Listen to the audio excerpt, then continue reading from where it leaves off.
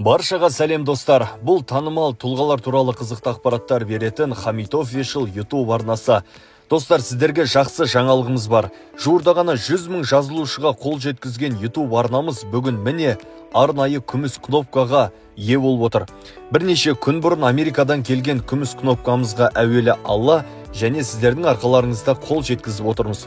Қолдау көрсеткен әрбіріңізге жеке алғыс білдіреміз. Осы қуанышқа орай бүгін танымал сазгер әнші, қазақ еліне екінші шәмші болып танылған тұлға Ержан Серікбаев ағамыздың шығармашылық өмір жолы туралы қызықты ақпараттарды ұсынғалы отырмыз. Әзірге каналға жазылып, қолдау көрсете отырыңыздар. Шардама туралы электрондағы почтаға немесе Telegram нөмірге жазсаңыздар болады. Серікбаев Ержан Шекербекұлы 1961 жылы 29 желтоқсанда оңтүстік Қазақстан облысы Арыс қаласында өмірге келген. Болашақ сазгердің есімін бастапқыда Абзал деп қойса, кейінірек ағасы Нұржанға есімі ұқсас болсын деп Ержан деп өзгертеді. Қарапайым отбасында туылған Ержан әкесі секілді жастайынан музыкаға құштар болып, бірнеше аспаптарды меңгере бастаған. Мектеп қабырғасында вокалды аспап ансамблінде ойнап, өз ортасында әндер шырқап жүреді.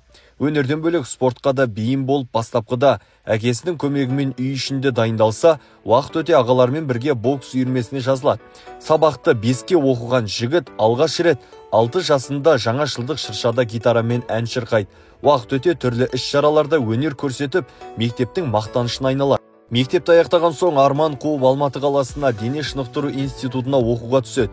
Алайда оқуға қабылдамаған соң отан алдындағы борышын өтеу мақсатында әскерге аттанады.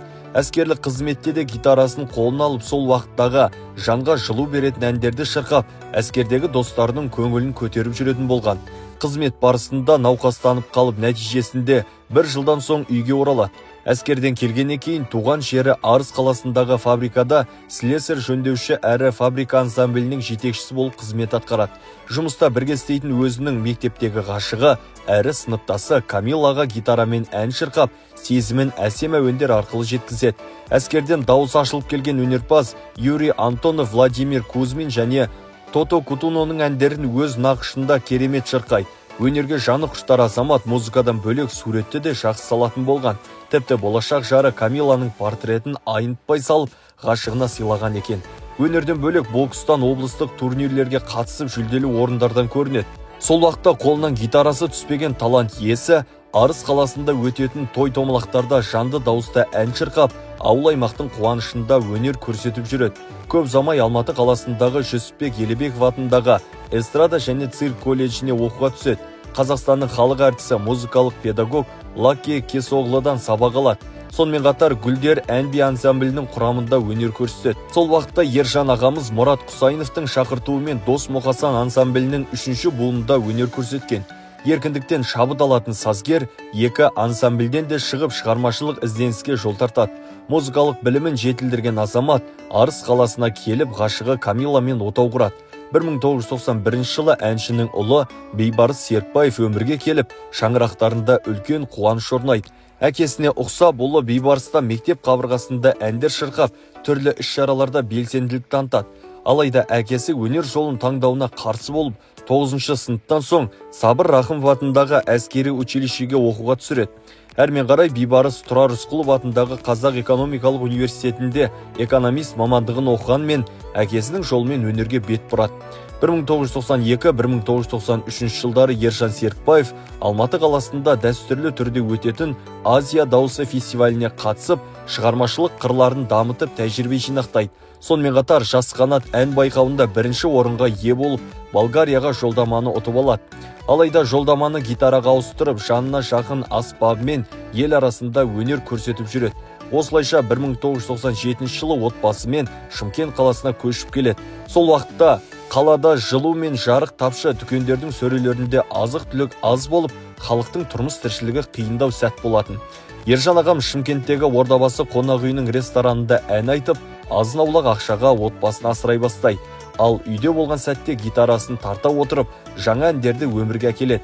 Бір қызығы алғашқы Інжу Маржан әнін жұбайы Камиланың туған күніне арнайы шығарып, сыйға тартады. Туған күн кешіне келген достары әншінің талантына риза болып қолдау көрсетіп, жылы лебіздерін білдіреді. Бұл әншіге үлкен шабыт сыйлап, әдемі деп аталатын келесі әнін шығаруға түрткі болады. Уақыт өте дәл осы әдемі әнін Заттыбек Көпбосынұлы орындап ел арасында танытып жібереді. Осылайша сазгердің туындылары көпшіліктің қызығушылығын оятып, белгілі өнер азаматтары әндерін шырқай бастайды. Ержан Серікбаевтың «Достар», «Бауырым Бека», «Неткен өмір», «Аяулым аңсадым», «Сен үшін», «Студенттік өмір», «Тырналар», «Арысым», «Жан әке», «Шырқа гитара», «Алға қазақ жігіттері», «Сен қасында болмасаң» және тағы да басқа әндері республика бойынша кең тарап базарлар мен саябақтарда түрлі іс-шаралар мен концерттерді жиі орындала бастайды. Тіпті көпшілік таксистердің көлігінде сазгердің әндері кассетадан үзбей шырқалып тұрған деседі. Ержан Серікбаевтың әндері бір-біріне ұқсамайтын, жанрлық сипаты әртүрлі болуымен ерекшеленіп, тыңдарманның көңілін лезде баурап алады. Танымалдылығы арта бастаған сазгер туған жері Арыс қаласында, сонымен қатар бірнеше облыстар мен аудандарда жеке шығармашылық концерттерін беріп, халықпен қауыша бастайды. Ақтөбе халқы сазгерді ерекше құрметтейді, сондықтан болар Ақтөбедегі тойларға жиі баратын болған. Тіпті сол жердегі аға бауырларының қолдауымен жеке шығармашылық кешін өткізіп, батыстық ағайындарды әсем әндермен бір серпілтіп қайтады. Сазгердің көп әндері махаббат тақырыбында болғанмен, «Алға қазақ жігіттері» туындысы нағыз патриоттық ән ретінде қазақ жігіттерінің ұранына айналып десек қателеспейміз. Бірде Ержан Серікбаевтың інісі әскерден келіп, «Аға, әскерде жүріп махаббат туралы әндерді айқайлап айтып жүрміз. Неге патриоттық әндер жазбайсыздар?» деп айтады. Онымен қоса спортпен шұғылданатын достарда жастардың намысын қайрайтын, жігерлендіретін ән жоқ деп сазгерге шағымданады. Бұл жағдай сазгерді қатты толғандырып, көп ұзамай «Алға қазақ жігіттері» әнін жарыққа шығарады. Бойыңа патриоттық сезім оятатын, өжет қайсар мінезді, қазақ екенімізді ұқтыратын осы бір ән ел арасында кең таралып, көп ұзамай Ержан ағамыз елімізге танымал әншілермен бірге елбасы Нұрсұлтан Назарбаевтың қабылдауында болып, президенттің арнайы сыйлығына ие болады. Сазгер осы әнді концерттен бөлек балалар үйі мен түзеу мекемелерінде орындап, қазақ жігіттерінің бойына болашаққа сенім мен күш-жігер сыйлаған деседі. Ал Шымкенттің тойларында үздіксіз шырқалған «Шымкенттің салқын сырасы» әні туралы ел арасында алып қашпа әңгіме көп. 2000 жылдардың басында көшелерде сары бөшкеде сатылатын сыра ішімдігінің дәмін татпаған жандар кемдегем шығар сірә. Достармен бірге Ержан ағамызда сырамен шөлін басып жүретін болған. Шымкенттің аптап ыстығында сыралатып отқан сәтте достары «Шымкенттің салқын сырасына ештеңе жетпейді, осы сыра туралы ән шығарсаңшы» деп ұсыныс тастайды. Бір оқиға бір іске себепкер демекші, көп ұзамай Ержан Серікбаевтың орындауында авторлық туындысы «Шымкенттің салқын сырасы» әні жарыққа шығады. Аталмыш әнде ел арасында тез танылып, тыңдарман жылы қабылдайды. Тіпті сол кездегі Шымкенттің тойларындағы өзбек әндерін ысырып тастап, жаңа хитке айнала бастайды. Ал сыра зауытының сол кездегі бастығы Тоқтар Төлешев автокөлік мінгізіпті деген ақпарат шындыққа жанаспайтын көрінеді. Кәсіпкер Ержан Серікбаевты кездейсоқ тойда кездестіріп қалып, сыра туралы әні үшін рахметін айтып, азын-аулақ қаражатпен өз ризашылығын білдірген. Дүниеге қызықпайтын асыл азамат бұл тапқан табыстарына достарына дастархан жайып, жомарттық танытады. Ерекең тек ән шығарып қана қоймай, әннің сөздерін де өзі жазатын еді. Ақындық қабілеті де мол болғандықтан әндердің сөздерін тез жаттап алуға да ыңғайлы болған.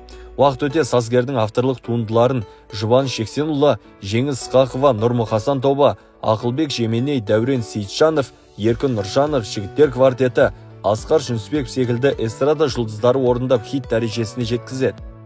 Айтпақшы, әнші Қайрат Нұртас орындаған мейлі және үнсіз жүрек әндерде Ержан Серікбаев ағамыздікі. Бастапқыда үнсіз жүрек әннің атауы Жезөкше деп аталған. Әннің шығу тарихы да тереңде жатқан болса, ел арасында өз тыңдармандарын тауып үлгерді. Алайда сазгер бұл әнді үлкен сахналарда шырқалар деп атауын өзгерткен секілді. Ал Бауырым Бека әннің тарихы да өзгеше. Бұл әнді Ерекең Шымкент қаласының құрметті азаматы, өмірдегі досы Феликс Михайлович Кулугманға арнап Бауырым Фека деп шығарған болатын. Уақыт өте Жігіттер квартетінің орындауымен Бауырым Бека деп өзгеріп кеткен екен. 2002 жылы Шымкент қаласындағы бұрынғы Сәкен Сейфуллин атындағы Достық үйінде сазгердің шығармашылық концерті өтеді. Көрермен толы кеште Жұбан Шексенұлы, Хадиша Шалабаева, Хадиша Сейітова, Аман Төре және Алматыдан арнайы келген Жеңіс Ысқақова мен Гүлмира Ағырпекова да өнер көрсетіп концерттің керемет өтуіне ықпал етеді. Сол уақыттарда жарыққа шыққан Жаса Қазақстан әні тек елімізде ғана емес, көршілес елдерде де шырқалып, қандас бауырларымыздың туған жерге деген сағынышын оятып, әнұрандай тербеген. Өнердегі аға бауырларының қолдауымен 2009 жылы Алматы қаласындағы Республика сарайында Ержан Серікбаевтың жеке шығармашылық концерті жоғары дәрежеде өтеді. Сазгердің кешінде қазақ елі Астана кештері әндерінің тұсаулары кесіліп, тыңдарманға жол тартады. Шығармашылық жолы шалқыған сәтте түрлі қалаларға барып жеке концерттерін берген сазгер көрерменнің ыстық ықыласына бөленіп, халықтың ақ батасын алып жүрген. Өзге қалаларды көп жүргенімен туған жерге деген сағынышы тыным таптырмаса керек. 2011 жылы 25 қыркүйек күні Алматы қаласынан Арыс қаласына келген сәтте кенеттен жол апатына түседі. Кездейсоқ көлік қағып кеткен азаматты ауруханаға жеткізіп, ота жасағанмен 2 сағаттан соң Алланың қалауымен бақилыққа аттанады. Сол күні Ержан ағамыз Арыс қаласындағы тағы бір қуаныш тойға асығып келе жатқан екен. Бұл жағдай Серікбаевтар отбасына ғана емес, қазақ өнерінің майталмандарына да ауыр тиді. Ел арасында екінші Шәмші атанған өнер иесін ақтық сапарға шығарып салар сәтте ағайын туыс, достары, өнердегі әріптестері көптеп жиналды. Айналасын достармен қоршаған сазгер қарапайымдылығының, ақ көңіл азамат екенінің тағы бір айғағы секілді. Уақыт өте достарының қолдауымен сазгердің әндерінен Арысым әнім кітап жинағы жарық көреді. Кейіннен бұл кітап 84 әнмен толықтырылып, тағдыр жол атауымен жаңа нұсқада қайта жарыққа шығады. Ақын әнші сазгер Ержан ағамыздың 100-ге жуық әндері ел арасында шырқалып жүргенмен жарыққа шықпаған бірнеше туындылар да бар еді. Қазіргі таңда сазгердің ұлы Бейбарыс Серікбаев әкесінің жолымен жүріп жарыққа шықпаған әндерін жаңаша бағытта өңдеп тыңдарманға ұсынуды жоспарлауда. Бейбарыстың «Әкең аңсау» деп аталатын алғашқы туындысы да сазгердің өмір жолынан сыр шертіп жаңа серпін бергендей. Бүгінде Бейбарыс Серікбаев әкесінің авторлық туындыларымен және өзінің жеке әндерімен үлкен сахналарда өнер көрсетуде.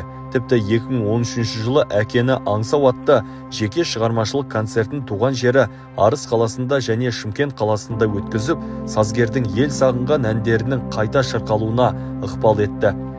Концертте Ержан Серікбаевтың өнердегі достары да қатысып, ағамыздың авторлық әндерін орындап, көпшілікті тәнті еткені бар. 50 жасқа таяған сәтте бақилық болған ақын әнші сазгер Ержан Серікбаев ән әлеміне өзгеше бағыт, айрықша беталыспен келіп, талай тыңдарманның жүрегінен орын ала білді. Әншінің жары Камила Серікбаеваның айтуынша, Ержан Серікбаев өзінің авторлық әндерін эстрада жұлдыздарына қымбат бағаға сатып пайда көздемеген. Керісінше туындылары ел арасында шырқалып, кеңінен таралса, соның өзін үлкен жетістік деп санаған. Сазгердің көзі тірі кезінде өнер саласындағы еңбегі бағаланып, Оңтүстік Қазақстан облысының ең үздік композиторы номинациясын иеленіп, Шымкент қаласындағы Шәмші әлемі гүлзарындағы Жұлдыздар аллеясында арнайы тақтайшаға есімі жазылған болатын. Сонымен қатар 2017 жылы Шымкент қаласында дәстүрлі түрде өтетін Арыс жағасында ретро фестивалінде оңтүстік композиторлардың әндері, оның ішінде Ержан Серікбаевтың авторлық туындыларда шырқалды. Сол уақытта облыс әкімі болған Жансейіт Түймебаев сазгер Ержан Серікбаевқа арналған марапатты ұлы Бейбарысқа ресми түрде табыстайды. Туған жері Арыс қаласының асыл азаматтары талантты ұлдарының еңбек жолын ұмытпай, жыл сайын шығармашылық кешін өткізіп, өнер жолын өскелең ұрпаққа дәріптеп келеді. Онымен қоса республикалық түрлі байқауларда сазгердің әндері шырқалып, ел арасында кеңінен насихатталуда. Ел азаматтарының қолдауымен 2021 жылы Арыс қаласындағы Ержан Серікбаевтың қара шаңырағына арнайы тақтайша орнатылып, сазгердің рухына құрмет көрсетілді. Аз ғана ғұмырында ел танитын еңбектер қалдырған талант иесінің өнегелі жолы көпшілікке үлгі болары ақиқат. Сазгердің өзі өмірден өткенмен әуезді әндері жадымызда жаңғырып ғұмыр кешетін сөзсіз. Достар, әнші сазгер Ержан Серікбаевтың шығармашылық жолы туралы ақпараттар өте көп. Егерде ақпараттарымыз сіздерге ұнаса, лайк басып, өз ойларыңыз бен ұсыныстарыңызды комментарийға жазып қалдырсаңыздар болады. Алдағы уақытта қазақ елінен шыққан танымал тұлғалар туралы ақпараттарымызды жалғастыратын боламыз. Айтпақшы, Telegram каналымызға тіркеліп, видеоларымызды бірінші болып тамашалаңыздар. Сілтемесін төменде қалдырамыз. Жарнама бойынша электронды почтаға немесе Telegram нөмірге жазып қалдырыңыз. Құттықтауларыңыз бен шынайы көңілдеріңізге ерекше алғыс білдіреміз. Бұл қызықты ақпараттар беретін Хамит Official YouTube арнасы. Ақпаратты дайындаған Хамит, мәтінді оқыған Берік Сабыр. Келесі кездескенше аман сау болыңыздар.